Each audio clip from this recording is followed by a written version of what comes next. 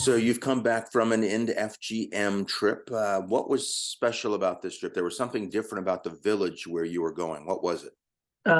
It was also among the bushes, place in Masai. It was quite deep, and unfortunately, it's only 3 girls that we met who have not undergone FGM in that whole village, and they are living in a terrible worry, and they are scared.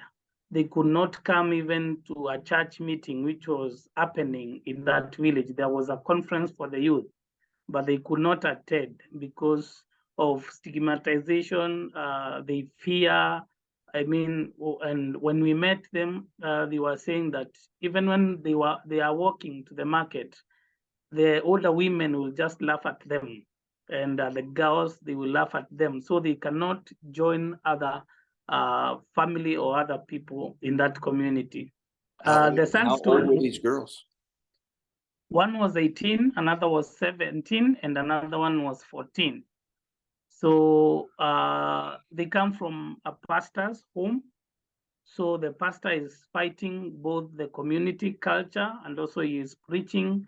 So it is kind of a very confused lifestyle for the girls to live, because the pastor is talking about people to stop FGM, but the community doesn't stop. And now the community does not accept or embrace these girls. So it's kind of traumatizing for them. So we are still trying to find if there is somewhere they can go for a safe house just to stay there until maybe they go to college, because both of the 2 girls have finished high school. So they are looking for college or for work so that they can just leave that community. The other one is still in school. She is still in problem. She can't be sure if she will make it to class 8 before she get cut. So it's a fight in between. And who would want to cut her? Her parents? Are her parents the ones holding against them? The grandmother wants her to be cut, but the father and the mother are fighting for her not to be cut. And so, they live in a communal lifestyle. So the grandmother is there. So every time he keeps asking his son, these girls are now big enough. Why are we still waiting? And so the son, who is the pastor, will keep on telling, let them finish the school, then we'll see. It's just dodging around, because Yeah. it's hard to fight the culture and you're fighting again your family members. Wow. And so, so how did the meetings go? The whole meeting was super. We had around 189 people who attended. It was the meeting also that I had most of the government administration officers attending. And I heard that we had 4 cutters, but only one of the cutter managed to come and talk to me. And he told me that I have been doing this, but now from the training, I am going to stop. I won't be doing this again, because also the government is against it. And now I have seen that even the Bible doesn't talk about it. I've been doing it for my lifestyle and as a tradition, but I have stopped. So the cutter was there and she said, I'm no longer going to do it. Yes, we had 4 cutters, but only one of them came to me and saying that she has stopped. When we are teaching, we don't pinpoint them. We just teach and allow the Holy Spirit to talk to them so that they can change from their innermost. Right. And was this at the same village where these 3 girls were? Yes, it's the same village. So did the girls feel tremendous relief? Did the whole village say? No, the girls could not come to the meeting because of that victimization. It is their mother who talked to me, so I went to their home. They could not come to the meeting.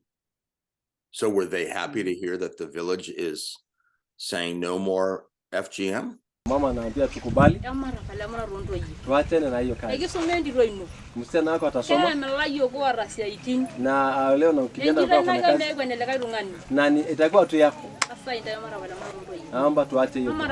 Msichana tuache hiyo. Yes and no, because we still have more cutters around. The fear for the girls is still high because they know anytime they can be cut unless they are secured. You mean they could be physically abducted against their will Yes. and cut? Girls don't have will, they don't have right over there. So if it happens, maybe one day the dad is not around or something happens to the dad, they will be cut without their consent. Oh my goodness. It is sad.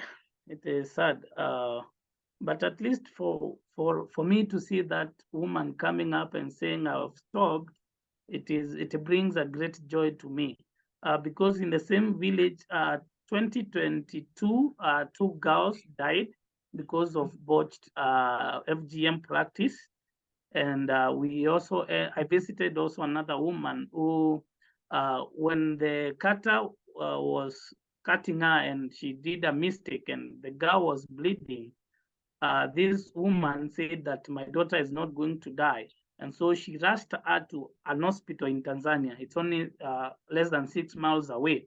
And then talked to the doctors so that they don't say that the girl was undergoing FGM. So the doctor treated her and she stopped bleeding, she survived. But the other 2 girls who went through the FGM in a bad way, they died. But this one at least managed to live. Oh my Yeah, God. it's still very rampant. That area is very rampant on FGM, because you could just be told in this whole village only these 3 girls, and they are known, and everybody knows them, and they know that they have not been cut. So you can imagine waking up and everybody is talking about and against you. Yeah. Wow. Also, something else that at least gave me high spirit was to see men after they watched the video of the 6-year-old girl cut, and they came and said, "Have you taught our women that this is what happens?" And I told them, yes, we were in the same class. And then after we divided, there's a lady doctor who is teaching them more details of the effect of FGM. And they said, yes, this has to stop. And also,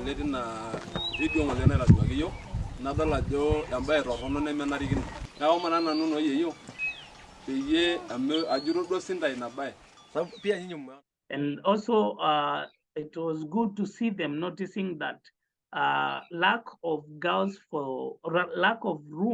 for the girls is also leading much for the early pregnancies and teenage pregnancy and school dropout. It just came from them for the first time to hear the men talk about it, not me teaching them. So this is the same village area, the same subset of the Maasai where they kick their sons and daughters out after 10 years of age?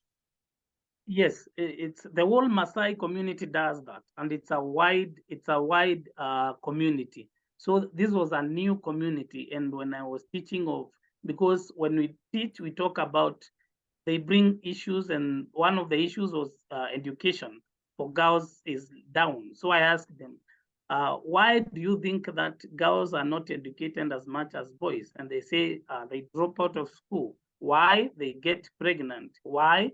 And now they give me the 2 answers. One, the girls don't have a room to sleep, so anybody can just sleep with them and they get pregnant. Second, when they are cut, the cutter tells them after she has finished, now stand up, you are a grown-up woman.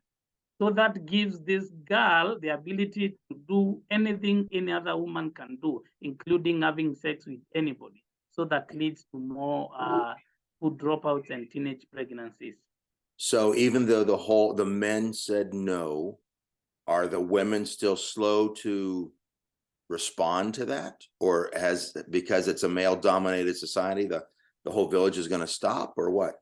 It's gonna take a time because it's culture, and because these men who are there are the one who said no. We have still other men outside there who don't know the problem, the one who have not been taught against the FGM. So it's gonna take time, slowly by slowly, as we continue teaching them, as they continue seeing the effect. There is one homestead that we visited, which was just near the church, and I found out a pile of firewood, maybe a very big pile. And I asked, why are they collecting a lot of firewood here and there is forest around? And they told me, if you see that kind of a pile of firewood, it means that there is a woman who is near to give birth. And because for the girls or women who have undergone FGM, if they give birth, it takes them around 4 to 6 months for them to heal, to be able to do small chores in the house. So they first prepare themselves, collect the firewood, try to get as much water as they can possible get, that when they give birth, they will be indoors for those 4 months without going outside, because the wood of giving birth because of the FGM takes time to heal. And they could compare and say the other tribe, when they give birth, in 3 days, in 1 week, they are doing work, they can cook, they can go to market. But our Maasai women, when they give birth, they take 4 to 6 months because of the FGM. And so it's slowly they are learning the vice, they are learning the negative part of it. And yes, it's reducing. Good. And so I also left them with a promise for few, if I get another 17 homesteads who will be doing under room for the girls, I will visit them later. But it's something I encourage them to do. So did they agree that they would add a room for girls? Oh yes, oh yes. Women were so happy, and they said, yes, we are going to do this for the sake of our girls. And I told them, I'm not going to give everybody mattresses and blankets, but I want you to see from the first 17 will do it on the first time. The other people will be able to see and emulate that, because it's for the benefit of the community. So the women know their daughters are being raped every night and they can't do anything about it. And when they hear about this program, they are overjoyed. Is that what's basically happening? One woman, when I was teaching that under room, stood up and said, I wish I had a room when I was a girl, because I can't count how many men raped me. But for them, they don't say it's a rape because they are used to it. So the women are the one who are more happy because of the experiences that they have gone through. Well, any other highlight, any other key things? We had one woman also during the big meeting who stood up and said, even though I went through the FGM, I did not know what happened to my body. But now that I have seen that woman doing cutting the 6-year-old girl, that woman is not a human being. She has a very hard heart. She is like an animal. And whoever does that to their girls, you are compared with the same kind of a heart. You are just an animal. You are not a human being. And if it was to be done to me right now, I can run away. Wow. Yeah, that was a punching one for the women and also for men. Yeah, man, sounds like she'd be stoned after she left the meeting. They were talking their heart out. They were talking their heart out, because most of them, these things, they don't know what happens, because when they go to be cut, you just feel the pain. You don't know what happened. Right. But when you start giving birth, that's when you start having pains, having bleeding. And it's a funny, because even after, when you're pregnant, when you are 4 months pregnant, until you give birth, you have to fast 3 days in a week, so that the baby does not grow. So when you are giving birth, because they know what they have done on the FGM, that you should not have a complication while you are giving birth, because you have a tiny baby, so that the woman will be able to push without more complication. So they fast for 3 days every week. And after you give birth, for reason known to them, you don't take water for 4 months. You just take orange and tea. You don't take water for 4 months. I asked them why. They believe that it brings problems of back pains. I don't know how biological or traditional it works, but that's what they believe. After you give birth, no water for 4 good months. Oh my gosh. Yeah. So they can't really, they don't have much milk? No, they don't have much milk even for the baby to suck. Yeah, that's what I mean. Yeah, so the baby's not growing. And also for them, for the ladies, they don't get healed quickly because water is a therapy. So they don't take water, they have been cut, they have been bleeding.